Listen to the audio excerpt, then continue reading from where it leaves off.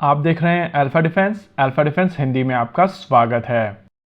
आज के इस वीडियो में हम लोग बात करने वाले हैं पाकिस्तान द्वारा अक्वायर किए जाने वाले J-35 के बारे में। इस समय चाइना की तरफ से दो 5th जनरेशन एयरक्राफ्ट के ऊपर काम किया जा रहा है। एक है J-20 जो उनकी एयरफोर्स के साथ में ऑलरेडी ऑपरेशनल है, और दूसरा एयरक्राफ्ट है J-35 जो आने वाले समय में उनकी नेवी के साथ में ऑपरेशनल किया जाएगा। भारत और पाकिस्तान के बीच में ये जो रीसेंट कॉन्फ्लिक्ट लड़ा गया था, उसके दौरान पाकिस्तान एयरफोर्स 4 में से 3 दिन दिखाई भी नहीं पड़ी थी। अगर पाकिस्तान के क्लेम्स को भी माना जाए तो वो क्लेम्स केवल 7 तारीख के हैं। 8, 9, 10 और 11 को पाकिस्तान एयरफोर्स कहीं पर दिखाई भी नहीं पड़ी।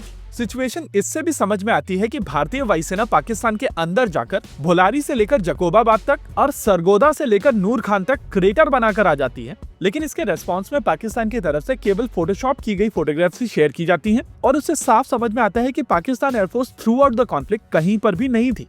नेचुरल है कि ऐसी सिचुएशन में पाकिस्तान को अपनी एयरफोर्स को अपग्रेड करने की आवश्यकता है, और क्योंकि भारत की तरफ से ये चीज क्लियर कर दी गई है कि ऑपरेशन सिंदूर पॉज हुआ है, और अगर आने वाले समय में पाकिस्तान स्पॉन्सर्ड टेररिस्ट कोई भी अटैक भारत के अंदर करते हैं तो उसका रेस्पॉन्स आएगा और काफी इंटेंस आएगा। ऐसे में ये जरूरी हो जाता है कि पाकिस्तान अपनी एयरफोर्स को और बेहतर करे ताकि वो भारतीय वायुसेना के खिलाफ कुछ तो कर सके। चाइना की तरफ से जब पाकिस्तान को J-10 दिया गया था तो कहा गया था कि ये एयरक्राफ्ट भारत के रफाल से उनको बचने में मदद करेगा, और उस हिसाब से अगर हम लोग पाकिस्तान के क्लेम्स को पूरी तरीके से मान भी लेते हैं तो भी एयरक्राफ्ट पूरी तरीके से फेल रहा है। पाकिस्तान की तरफ से ऑफिशियली क्लेम किया जाता है कि उन्होंने भारत के 6 एयरक्राफ्ट को मारा है, और आर्ग्यूमेंट सेक के लिए अगर हम लोग इस चीज को एक्सेप्ट भी कर लें तो भी पाकिस्तान के लगभग हर एक बेस के ऊपर गड्ढे हैं, जो इंडिकेट करता है कि भारतीय वायुसेना वहां पर इम्प्यूनिटी के साथ में ऑपरेट करके आई है। कहीं ना कहीं यही कारण है कि पाकिस्तान में ऑपरेशन सिंदूर के तुरंत खत्म होने के बाद ही J-35 को लेकर कॉन्वर्सेशन शुरू हो गई है। हालांकि इसको लेकर कॉन्वर्सेशन पहले से चल रही थी, लेकिन अब आइडिया है कि इसकी डिलीवरीज को एक्सपेडाइट कराया जाएगा।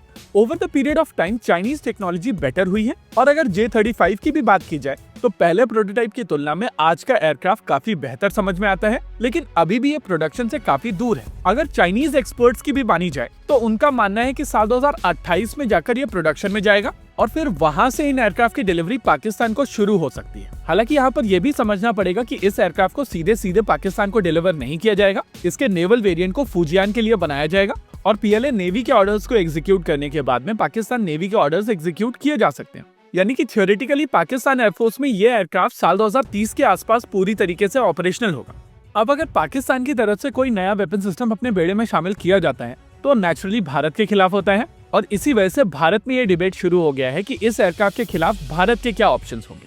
आइए समझते हैं भारत के 3 ऑप्शंस को, जिनका प्रयोग करके भारत इस एयरक्राफ्ट के थ्रेट को न्यूट्रलाइज कर सकता है। सबसे पहला ऑप्शन है कैट्स वॉरियर। इस लॉयल विंगमैन ड्रोन का प्रयोग करते हुए भारत स्टेल्दी तरीके से पाकिस्तान के अंदर बॉम्बिंग कर सकता है, और इन बॉम्बिंग मिशंस के दौरान भारत पाकिस्तान के लगभग सभी रनवेज को ध्वस्त कर सकता है।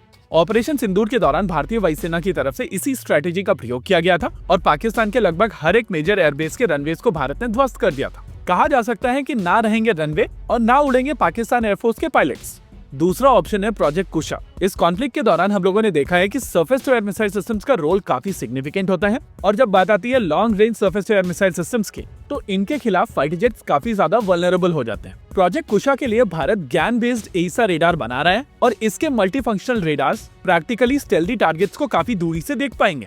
और अगर आप तीसरे ऑप्शन की बात करेंगे तो वो होगा इम्पोर्ट। भारत का अपना 5th जनरेशन एयरक्राफ्ट लगभग 7 से 8 साल दूर है, और वो भी तब जब सभी चीजें एक साथ होती हैं। ऐसे में अगर भारत को 5th जनरेशन एयरक्राफ्ट के खिलाफ 5th जनरेशन एयरक्राफ्ट उतारना है तो वो इम्पोर्ट ही होगा। और अगर अवेलेबल ऑप्शंस की बात की जाए तो वो होंगे SC-57 और F-35। इन दोनों ही एयरक्राफ्ट में से अगर एक एयरक्राफ्ट को लेकर आज डिसीजन लिया जाता है तो भारतीय वायुसेना को अपना पहला एयरक्राफ्ट साल 2029-30 के आसपास मिल जाएगा। यानी कि कहीं न कहीं जब पाकिस्तान एयरफोर्स को J-35 मिलेगा तो आपके पास में भी अपना 5th जनरेशन एयरक्राफ्ट होगा।